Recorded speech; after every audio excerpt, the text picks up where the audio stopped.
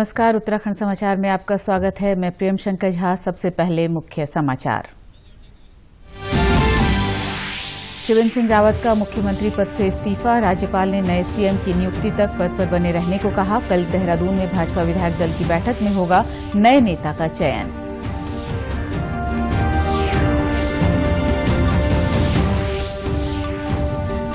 प्रधानमंत्री ने भारत और बांग्लादेश के बीच बने मैत्री सेतु का किया उद्घाटन। बोले, इस सेतु के निर्माण से दोनों देशों की मैत्री हुई है मजबूत।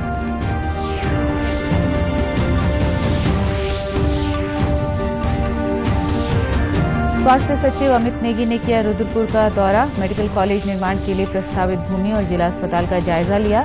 राज्य को जल्द ही मिलेंगे 500 डॉक्टर।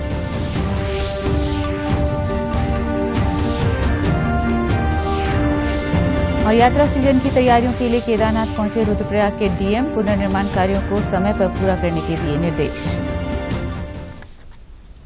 अब समाचार विस्तार से। मुख्यमंत्री त्रिवेंद्र सिंह रावत ने राज्यपाल बेबी रानी मौर्य को अपना इस्तीफा सौंप दिया है। सुबह नई दिल्ली से लौटने के बाद त्रिवेंद्र सिंह रावत ने शाम करीब 4:15 बजे राजभवन पहुंचकर राज्यपाल को अपना त्यागपत्र सौंपा। राजभवन की ओर से बताया गया है कि राज्यपाल ने त्रिवेंद्र सिंह रावत से राज्य में नए मुख्यमंत्री की नियुक्ति होने और पदभार ग्रहण करने की अवधि तक कार्यवाहक मुख्यमंत्री बने रहने को कहा है।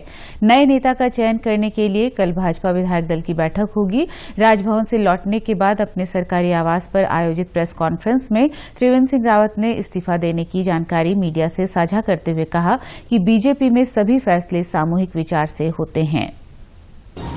पार्टी ने विचार किया और संयुक्त रूप से, सामूहिक रूप से ये निर्णय लिया कि मुझे अब किसी और को ये मौका देना चाहिए। 4 वर्ष में आज कितना तारीख है? आज 9 तारीख। 9 दिन कम रह गए 4 वर्ष पूरा होने में। तो ये इतना मौका मुझे दिया है। मैं प्रदेशवासियों का भी बहुत धन्यवाद करना चाहता हूं और मैं अभी माननीय राज्यपाल को अपना त्यागपत्र सौंप करके आ गया। देखिए, भारतीय जनता पार्टी में कोई भी फैसले होते हैं तो सामूहिक विचार के बाद ही होते हैं। कल पार्टी मुख्यालय पर 10 बजे पार्टी विधानमंडल दल की बैठक है। सभी विधायक उसमें कल रहेंगे। संक्षिप्त प्रेस कॉन्फ्रेंस में श्री रावत ने अपने मुख्यमंत्रित्व काल में किए गए कार्यों को गिनाया। साथ ही उम्मीद जताई कि जिनको कल दायित्व मिलेगा वे इन कार्यों को आगे बढ़ाएंगे। जो हमने स्वरोजगार के क्षेत्र में महिलाओं के उत्थान के लिए, उनके सशक्तिकरण के लिए, बच्चों की शिक्षा के लिए, किसानों के लिए, तमाम जो हमने यहाँ पर नए नए कार्यक्रम दिए, ये 4 वर्ष का मौका अगर पार्टी मुझे नहीं देती तो इन योजनाओं को मैं नहीं ला सकता था। महिलाओं का पति की पैतृक संपत्ति में खातेदार के रूप में उनकी हिस्सेदारी और एक घसियारी कल्याण योजना, मुख्यमंत्री घसियारी कल्याण योजना, जो उत्तराखंड जैसे पर्वतीय राज्य के लिए एक अति संवेदनशील पहल है सरकार की। अब जिनको भी कल दायित्व मिलेगा वो उसका निर्वहन करेंगे। मुख्यमंत्री पद से त्रिवेंद्र सिंह रावत की विदाई के साथ ही उत्तराखंड की राजनीति ने एक बार फिर पुराना इतिहास दोहराया है। 9 नवंबर 2000 को अस्तित्व में आए उत्तराखंड में पिछले 20 साल के दौरान नारायण दत्त तिवारी के अलावा कोई भी मुख्यमंत्री पूरे 5 साल सत्ता में नहीं रह पाया। इस तरह उत्तराखंड में मुख्यमंत्रियों का औसत कार्यकाल करीब 2.25 साल का ही रहा है। राज्य में एनडी तिवारी के बाद त्रिवेंद्र सिंह रावत ही ऐसे मुख्यमंत्री हुए हैं जो सर्वाधिक समय तक कुर्सी पर रहे। त्रिवेंद्र सिंह रावत अपने 4 साल पूरे करने में महज 9 दिन के अंतर से चूक गए।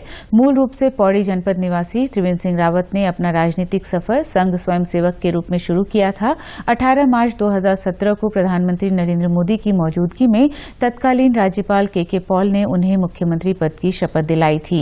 आज इस्तीफा देने के बाद आयोजित प्रेस कॉन्फ्रेंस में त्रिवेंद्र सिंह रावत ने इस बात का खास तौर से जिक्र किया कि पार्टी ने एक साधारण परिवार के व्यक्ति को इतना बड़ा सम्मान दिया।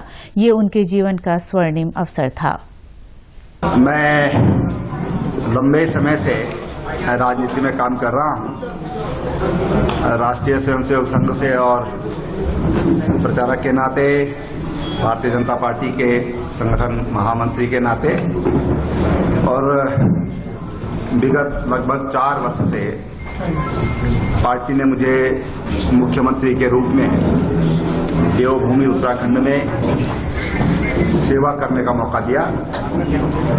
ये मेरा परम सौभाग्य रहा है और मैं कहूं कि मेरे जीवन का ये स्वर्णिम अवसर मेरी पार्टी ने मुझे दिया। एक छोटे से गांव में जहां आज भी 7-8 परिवार रहते हैं, उस गांव में मैंने जन्म लिया, एक सैनिक के परिवार में जन्म लिया और पिताजी पूर्व सैनिक थे। कभी कल्पना भी नहीं की थी कि पार्टी मुझे इतना बड़ा सम्मान देगी, सोच भी नहीं सकता। प्रधानमंत्री नरेंद्र मोदी ने आज वीडियो कॉन्फ्रेंसिंग के जरिए भारत और बांग्लादेश के बीच मैत्री सेतु का उद्घाटन किया। मैत्री सेतु का निर्माण फेनी नदी पर किया गया है, जो त्रिपुरा और बांग्लादेश के बीच बहती है। इस पुल का निर्माण राष्ट्रीय राजमार्ग और बुनियादी ढांचा विकास निगम लिमिटेड ने 133 करोड़ रुपए की लागत से किया है। करीब 2 किलोमीटर लंबा यह पुल भारत में सबरूम को बांग्लादेश के रामगढ़ से जोड़ता है।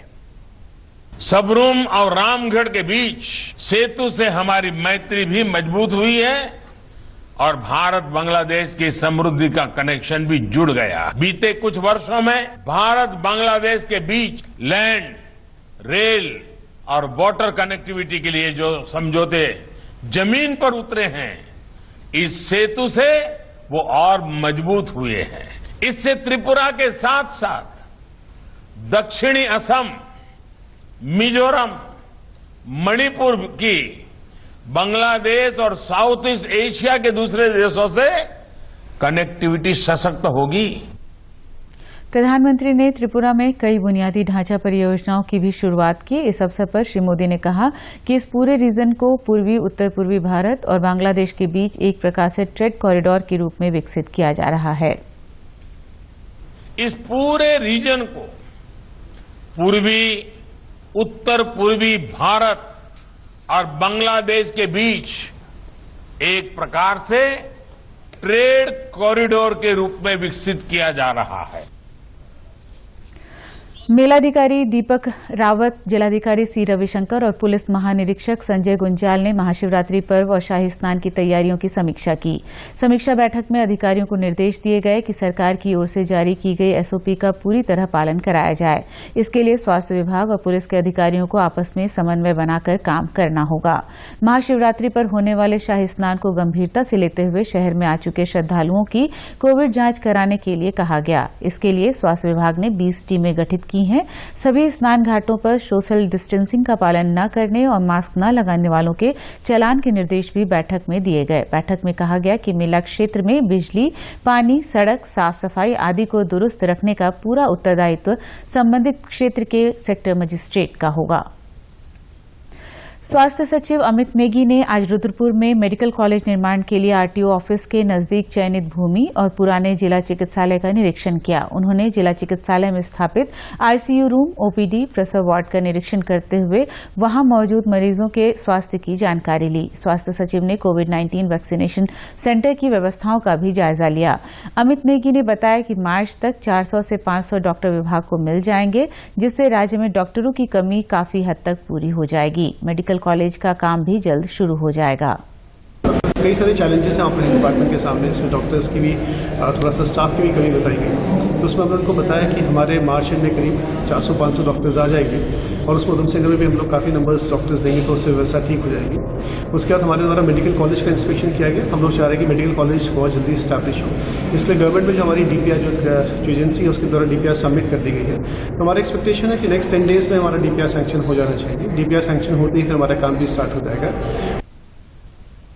रुद्रप्रयाग के जिलाधिकारी मनोज गोयल ने आगामी यात्रा सीजन के मद्देनजर गौरीकुंड से केदारनाथ धाम तक बर्फबारी के बीच पैदल चलकर रास्ते की स्थिति और पुनर्निर्माण कार्यों का जायजा लिया। जिलाधिकारी ने कहा कि स्मृति वन के लिए भीमबली के सामने का स्थान उपयुक्त पाया गया है। जल्द ही वहां स्मृति वन विकसित किया जाएगा। उन्होंने पैदल मार्ग पर रेंज शेल्टर प्वाइंट, हर आधा किलोमीटर की दूरी पर साइन बोर्ड, पैदल मार्ग की क्षतिग्रस्त रेलिंग की मरम्मत करने, प्रशासनिक दुकानों पर रंग रोगन करने, खाली भूमि पर रिंगाल का रोपण करने, मार्ग में शौचालयों की स्थिति ठीक करने के भी निर्देश अधिकारियों को दिए। करने के लिए आए थे कि रास्ते की क्या स्थिति है और पुनर्निर्माण कार्य कब से चालू हो पाएंगे। तो थोड़ी सी वेदर खराब होने के कारण बर्फबारी ज़्यादा हो गई है। विंटर में स्नोफॉल उतनी ज़्यादा नहीं हुई थी, तो 2 या 3 जगह पे ही सिर्फ ग्लेशियर ज़्यादा आ रखा है। ऑल्दो वहाँ पर भी रास्ता ठीक है, बनाया जा सकता है, ज़्यादा एफर्ट नहीं लगेगी। परंतु जैसे आज ये बर्फबारी हो गई है तो 3-4-5 दिन आगे काम खिंच जाएंगे, पोस्टपोन हो जाएंगे। परंतु अदरवाइज रास्ते में ऐसी कोई जो जमी हुई बर्फ है या ग्लेशियर वाली जो स्थिति है वो उतनी ज़्यादा नहीं है। पौड़ी जिले के चौबट्टा खाल तहसील के गांव मझगांव के युवाओं ने दुग्ध उत्पादन और मुर्गी पालन को स्वरोजगार का जरिया बनाया है। इन युवाओं का कहना है कि वे गाजियाबाद में रहते थे, लेकिन कोरोना काल में महामारी के कारण गांव लौट आए। यहां आने के बाद उन्होंने स्वरोजगार अपनाने का फैसला किया। इसके लिए पशुपालन विभाग से संपर्क किया। इसके बाद गौ पालन शुरू किया। कोचिंग की है मैंने, तो मैं सरकारी जॉब की कोचिंग कर रहा था। तो जब लॉकडाउन हुआ तो फिर मैंने देखा कि गवर्नमेंट में जो जॉब्स हैं वो थोड़ी धीरे धीरे करके कम होती जा रही हैं। तो मैंने सोचा कि कुछ ऐसा काम किया जाए जो अपने घर पे रह के, अपने क्षेत्र में रह के और अपने समाज के सारे लोगों के साथ मिल के किया जाए और जिससे हमें भी फ़ायदा हो और औरों को भी फ़ायदा हो। इसलिए मेरे भाई और हैं, जो बड़े भाई हैं मेरे, उन्होंने ये डिसीजन लिया कि हम एक डेयरी खोलेंगे। मेरी पहले से ही यही सोच रही है कि दूसरों के नीचे काम करने से अच्छा है कि मैं किसी दूसरों को काम दूं। दिल्ली से लौटे एक अन्य स्थानीय युवक ने यहीं मुर्गी पालन की शुरुआत की। इन युवाओं से प्रेरणा पाकर गांव के अन्य युवक भी स्वरोजगार की ओर कदम बढ़ा रहे हैं। मैं दिल्ली में सर्विस करता था, तो मैं वहाँ जब सर्विस के दौरान ये लॉकडाउन हो गया था, तो मैंने मतलब नौकरी भी छूट गई थी। फिर मैं घर पे आया, फिर मैं अपनी भाई नरू भाई को देखा मैंने, तो उनसे थोड़ा बहुत प्रेरणा भी ली और थोड़ा बहुत उन्होंने सीख भी दी मेरे को। मैंने भी अपने मन में विचार बना लिया कि मैं भी एक मुर्गी फार्म खोलूँ, एक बकरी का खोलूँ और उसके बाद मैं यहाँ अपनी व्यवस्था संभालूँ। तो क्योंकि लॉकडाउन के आधार पे मैं अस्त व्यस्त हो चुका था। बकरी पालन का बना रखा है और ये मुर्गी पालन का बना रखा है और मेरे पास काफ़ी सारी मुर्गियाँ भी है और कुछ बेच भी दी है। राजभवन में 13 मार्च से होने वाले 2 दिवसीय बसंतोत्सव 2021 के मौके पर डाक विभाग का देहरादून प्रखंड डाक टिकट प्रदर्शनी आयोजित करेगा। प्रदर्शनी के पहले दिन राज्यपाल भारतीय मधुमक्खी पर विशेष डाक आवरण जारी करेंगी।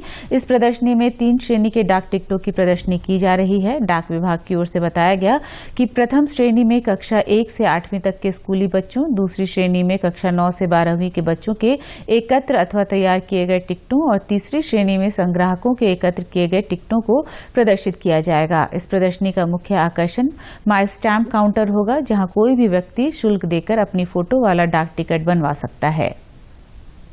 उत्तराखंड के समाचारों में बस इतना ही। चलते चलते मुख्य समाचार एक बार फिर। त्रिवेंद्र सिंह रावत का मुख्यमंत्री पद से इस्तीफा। राज्यपाल ने नए सीएम की नियुक्ति तक पद पर बने रहने को कहा। कल देहरादून में भाजपा विधायक दल की बैठक में होगा नए नेता का चयन।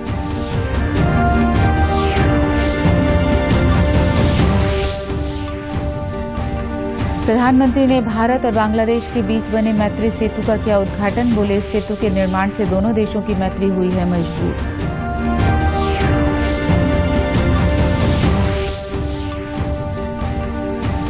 स्वास्थ्य सचिव अमित नेगी ने किया रुद्रपुर का दौरा। मेडिकल कॉलेज निर्माण के लिए प्रस्तावित भूमि और जिला अस्पताल का जायजा लिया। राज्य को जल्द ही मिलेंगे 500 डॉक्टर।